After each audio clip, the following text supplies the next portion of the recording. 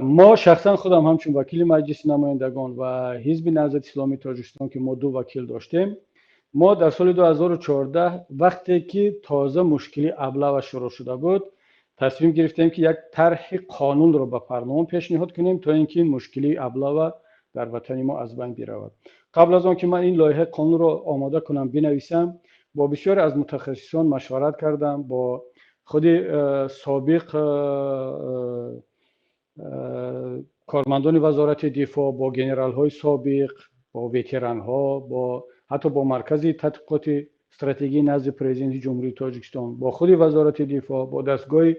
پرزیدنت جمهوری تاجیکستان و البته پیش از همه با کمیته مدافعه مجلس نمایندگان که در اونجا متخصصان سابق بودند و این فکرهای خود را مشورت کردم و اکثریت گفتن که این بهترین پیشنهاد خواهد بود و اگر پارلمان تاجیکستان و حکومت این پیشنهاد شما را دستگیری کنند، یک تغییرات جدی در نیروهای مسلح و در جامعه تاجیکستان رو خواهد داد. و من این طرح قانون را به پارلمان در ماه اپریل پیشنهاد کردم و از ماه اپریل تا ماه سپتامبر این طرح پیشنهاد کرده ما، من و داملا سید عمر حسینی خداوند از زندان آزادش کند، چند ماه در بررسی هم حکومت و هم دستگاه پرزیدنت و هم وزارت دفاع و دیگر ساختارهای حکومت بود و اینچنین در پارلمان. نقطه نظرهای اول که به ما میرسید، تمام ساختارها گفتند که بسیار پیشنهاد خوب است و اگرچه از نام حزب نهضت اسلامی تاجیکستان و وکیلان این حزب پیشنهاد شده است، اما چون به نفع جامعه است باید که قبول شود. بعد وقتی که ما بعد از استراحت تعطیل پارلمانی به کار برگشتیم ماهای اوگوست و سپتامبر، احساس کردم که فضا تغییر کرده است و بعداً وقتی که با رهبریت مجلس صحبت کردم که تقدیر لایحه قانونی ما چه شد، گفتند که خب دیگر لایحه خوب بود اما بالا جانبداری نکرد. گفتم بالا کی است؟ گفتن خودتون میدونید که بالا در تاجیکستان بالا کی هست و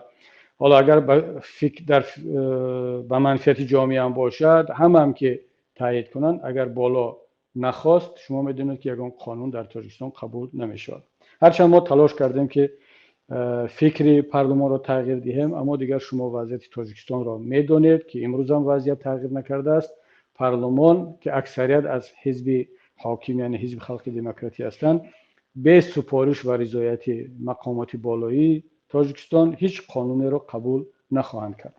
ماهیت این قانون از چی عبارت بود؟ ماهیت این لایحه که هنوز هم ماهیت آن کهنه نشده است و از بین نرفته است و امروز هم فکر میکنم که این موضوع روزمره هست. ما در این لایحه 4 مسئله را پیشنهاد کردیم. یکی اینکه یک فوند پشتیبانی نیروهای مسلح تاجیکستان در کشور تأسیس داده شود. این میتواند در نزد پرزیدنت جمهوری تاجیکستان باشد، میتواند در نزد وزارت دفاع یا در نزد وزارت مالیه باشد. و این فوند از سرچشمه‌های گوناگون مبلغ‌ها وارد شود فقط برای پشتیبانی نیروهای مسلح، از آن جمله برای پشتیبانی مالی سربازان و افسران. و نقطه دوم این بود که سربازانی که خدمت حربی میروند معاش بگیرند ماهانه، با آنها از همین فوند که تأسیس داده می شود و به این فوند مبلغ ها وارد می شود، آنها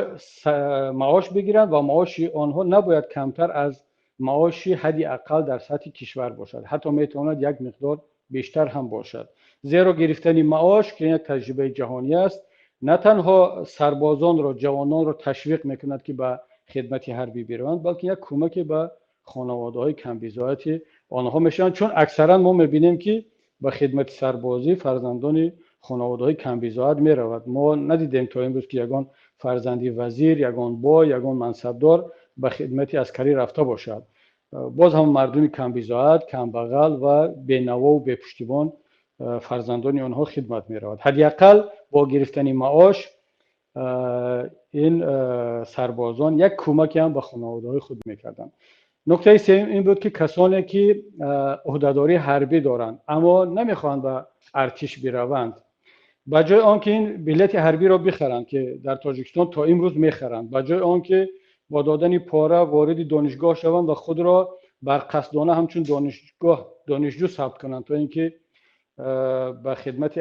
ارتش نروند، یا فرار میکنند به مردکاری، به مهاجرت به روسیه میروند تا اینکه از خدمت عسکری فرار کنند. اینها یک مبلغ معین را به این فاند پشتیبانی نیروهای مسلح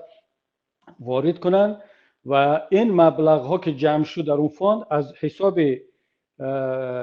پرداخت این مبلغ، برای مثال یک نفر که یک مبلغ معین را وارد این فاند میکند، از همون مبلغ یک سربازی که خدمت کرده ایستاده است معاش میگیرد. اون وقت من کاملا حساب کرده بودم، دقیقاً حساب کردم که اگر به جای آنکه شهروندان تاجیکستان بلیط‌های حربی را از کمیسریات‌های حربی، از منصبداران بخرند با پاره دادن که اون وقتا تا 5000 و حتی گاه با 10,000 دلار هم میرسید، اگر این مبلغ را رسما به این بودجه وارد کنند، به این بنیاد وارد کنند و از خدمت حربی آزاد شوند، همین مبلغ صرف شود به یک سربازی که خدمت کرده ایستاده است. اگر ماهانه 200 دلار برابر 200 دلار این سرباز معاش بگیرد، هم از این پول کافی هست میرسد و هم به خانوادهش کمک می شود و از همه مهمش باز مبلغ باقی میماند برای آنکه سربازان یک شرایط بهتر در خدمت در قسم حربی داشته باشند، خوراک آنها بهتر شود، جای خوابشون بهتر شود، با مواد شخصی مثل مواد سانیتاری و بهداشتی تامین شوند و ارتش تاجیکستان واقعا به یک ارتش معاصر پروفسیونالی تبدیل می شود. و نکته چهارم این بود که کسانی که خدمت حربی میکنند در جامعه، در نزد دولت، قانون از امتیازهای برخوردار باشند، مثل امتیازهایی که در دیگر کشورها برای خدمت کرده ها در صف ارتش وجود دارد. این چهار بند را ما به این لایحه قانون وارد کردیم و امید داشتیم که چون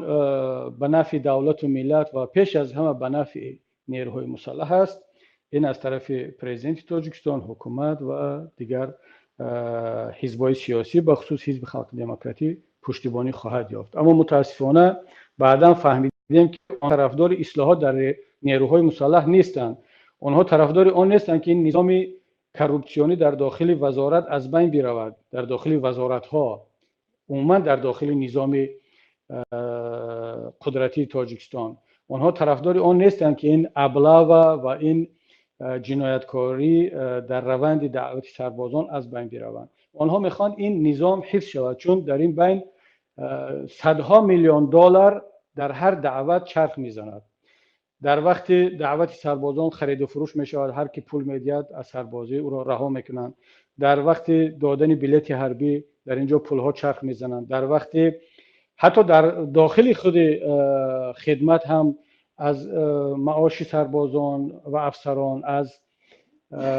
خورد و خوراک آنها، از سر و لباس آنها، از جاهای دیگر این مبلغ ها دزدیده می شود و در مجموع شما میبینید که یک قسم زیادی از منصبداران طرفدار اصلاحات در ساحه نظامی نیستند و طرفدار آن هستند که این نظام حفظ شود، زیرا آنها از این حساب بایگری پیدا میکنند، سرمایه جمع میکنند و امکانات زندگی بهتر دارند. اما پیشنهاد ما به خاطر بهبودی وضعیت در این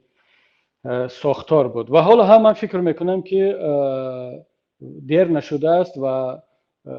سری وقتی هم هست برای از بین بردن این ابلاغ و برای بهتر کردن وضع.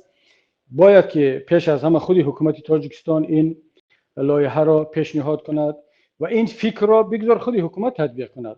متاسفانه در جامعه ما این است، بخصوص در حکومت جمهوری تاجیکستان، در مقامداران، این که اگر یک فکری ناب، فکری خوب از طرف کدام اپوزیسیونر، کدام یک روشنفکر، بخصوص از طرف حزب‌های اپوزیسیونی پیشنهاد شود، اگر به نفع جامعه هم باشد، آنها این را قبول نمیکنند و منتظر میمانند که کی جامعه این را فراموش کند و بعد بیان از نام خودشان این را مطرح کنند. حالا که از پیشنهاد ما 5 سال گذشت، بعد زودی 6 سال می شود، سال 2014 بود و حالا چه بدی دارد که شما این را از نام خودتان پیشنهاد کنید، بگذار به نام شما ثبت شود، بگذار باز همون طرفداران و مداحان بگویند که این سیاست خردمندانه فلانی بود و یا این تشبث حزب خلق دموکراتی بود که این لایحه قانون پیشنهاد شد به نفع دولت و ملت باشد. من حتی دعوت میکنم از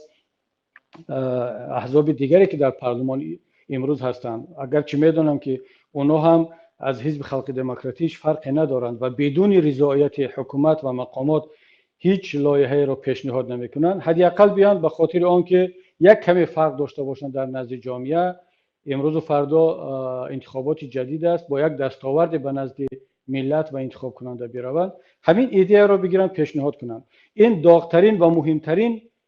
مسئله روز ما هست. صدها هزارها خانواده ها ظلم میبینند، فرزندانشون دزدیده میشود، ربوده میشود، لط و کوب میشود، در پیش چشم ملت است. ما هر روز در رسانه ها این خبرها را میبینیم، میشنویم. روزی نیست که در رسانه ها یک خبر دزدیدن یک جوان، ابله و لط و کوب رو ما نخوانیم، نبینیم. پس این یک مسئله داغ هست و من پیشنهاد میکنم که احزاب سیاسی تاجیکستان، وکیلان مجلس نمایندگان این مسئله رو توجه کنند و این لایحه قانون را از نام خودشان به یک شکل دیگر بگیرند، پیشنهاد کنند. متن لایحه‌ای که ما پیشنهاد کردیم در ارشیو مجلس نمایندگان هست، در سایت های خبری هست. من دیروز وقتی که رفتم گفتم در سایت آزادگان هست، در دیگر جا هست، میتوانید بگیرید و از آن استفاده کنید. این پیشنهادی من به حکومت جمهوری تاجیکستان است و به خصوص به سرفرمانده کل قواهای مسلح تاجیکستان هست که هر یک سرباز اگر کشته می شود، لط و کوب می شود، گرسنه میماند، جوابگری اساسی خود سرفرمانده کل نیروهای مسلح هست، یعنی پرزیدنت هست. اینا سربازان شما هستند، شما وظیفه‌دار هستید در نزد قانون که از اینها دفاع کنید.